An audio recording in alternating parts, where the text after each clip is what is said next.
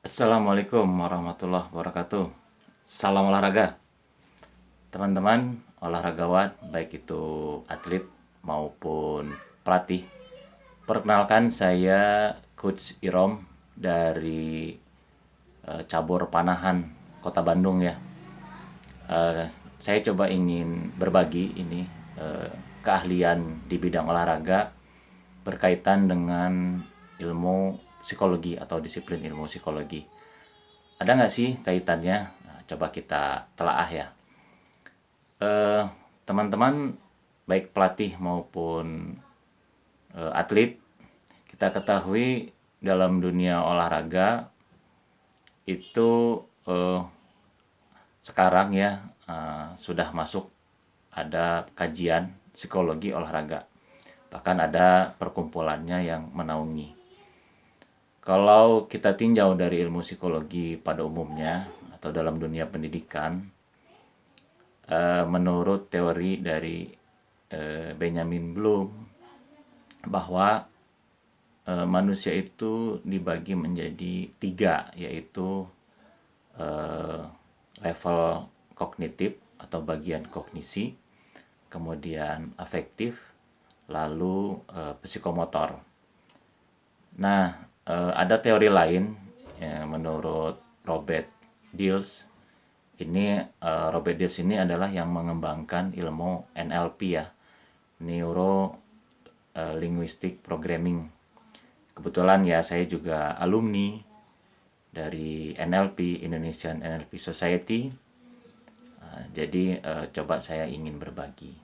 Nah, menurut Robert Dills ini manusia itu dibagi menjadi tiga juga level keahlian atau dari manusia. Yang pertama yaitu level behavior skill, kemudian ada linguistic skill, kemudian ada kognisi juga, cognitive skill. Nah, dalam dunia olahraga itu jika kita telaah itu ada di level behavior, kebanyakan ya level behavior.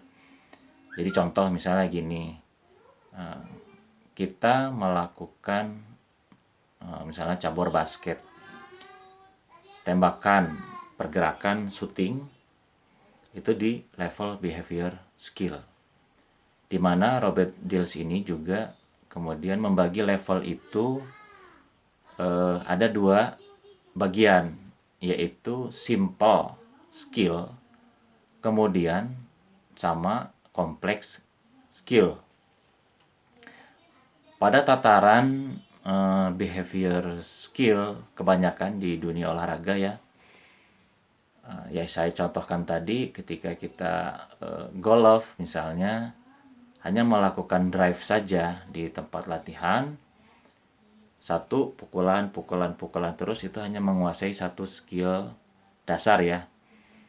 Nah, tataran itu disebut behavior simple skill menurut Robert Dills. Contoh lagi kemudian yaitu melakukan dribble dalam basket atau sepak bola. Satu skill itu melakukan dribble. Itu baru tahap simple behavior skill. Nah,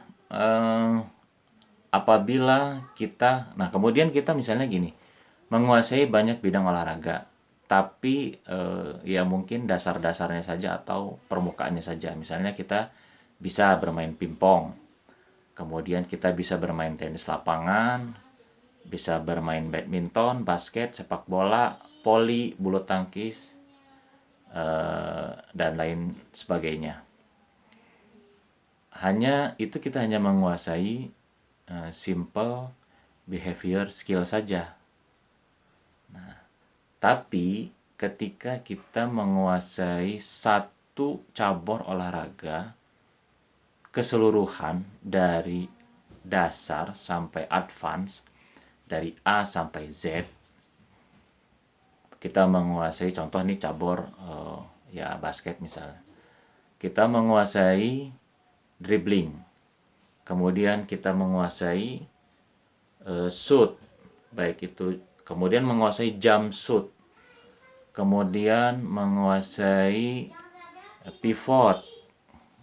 Nah, ketika skill-skill simpel-simpel skill itu kita kuasai, kemudian kita gabungkan semuanya, yaitu melakukan gerakan dribbling sambil pivot atau sambil running, kemudian melakukan shoot sambil jumping shoot, itu kita menguasai beberapa simple skill yang akhirnya kita menguasai juga complex behavior skill. Lalu masih dalam teori tadi, itu ya, ketika kita menguasai satu cabur, kemudian kita kuasai semuanya, semua teknik-tekniknya, cara-caranya, kemudian kita pintar melakukannya, hebat, jago, itu kita pada tataran dalam dunia psikologi itu complex behavior skill. Lalu ada nggak kaitannya dengan kognisi, yaitu pikiran. Kognisi itu pikiran, yaitu cara berpikir, kemudian kreatif, strategik, dan lain-lain, taktik. Nah, ada nggak sih cabur itu hubungannya dengan kognisi? Ada. Bahkan memang ada sih cabur-cabur tertentu yang lebih dominan, yaitu kognisi, yaitu proses berpikirnya. Tapi semua cabur membutuhkan proses berpikir. Apalagi cabur itu memang dibutuhkan strategi atau taktik. Nah, itu perlu sebuah proses kognisi.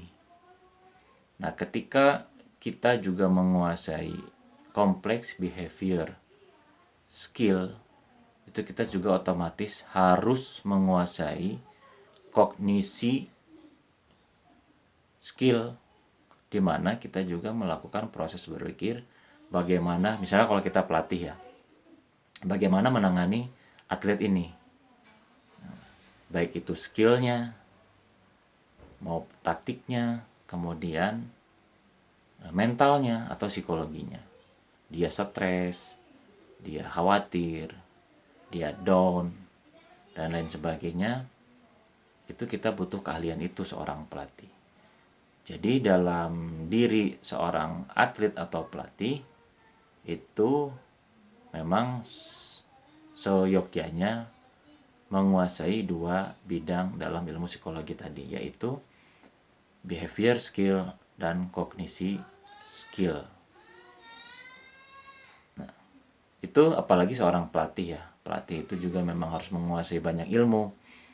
Nah, dia juga harus bisa memahami atau menguasai ilmu psikologi, bagaimana dia mentreatment anak, apalagi kalau anak-anak yang dilatihnya itu sudah sampai bermacam-macam, dari anak-anak, remaja, kemudian orang dewasa.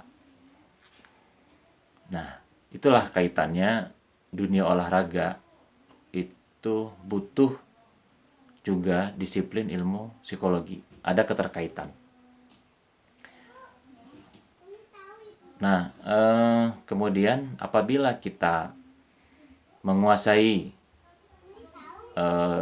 kompleks behavior skill, kemudian kompleks kognisi skill, itu artinya kita bisa dikatakan mahir atau ahli di bidang cabur tersebut. Biasanya itu di para pelatih ya, seperti itu. Pelatih itu menguasai yaitu dua, kompleks kognisi skill dan kompleks behavior skill. Dia harus menguasai taktik. Taktiknya bukan hanya dalam caburnya saja, tapi strategi juga taktik bagaimana menangani anak, bagaimana mengoptimalkan skill anak didiknya atau atletnya. Dan dia juga harus mempunyai skill di cabur tersebut. Dia memiliki skill, kalau dia pelatih panahan, dia menguasai skill memanah, skornya bagus. Kemudian kalau dia caburnya basket, dia juga menguasai skill basket. Volley juga begitu, dia menguasai skill volley.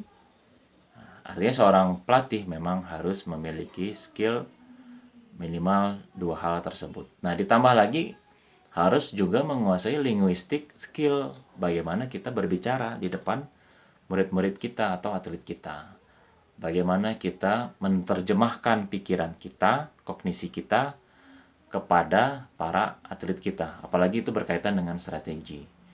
Nah, bagaimana kita berkomunikasi dengan murid kita perihal misalnya si atlet kita mempunyai gangguan ataupun masalah, baik itu masalah rumah tangga, masalah pribadi, masalah sekolah, dan lain-lain.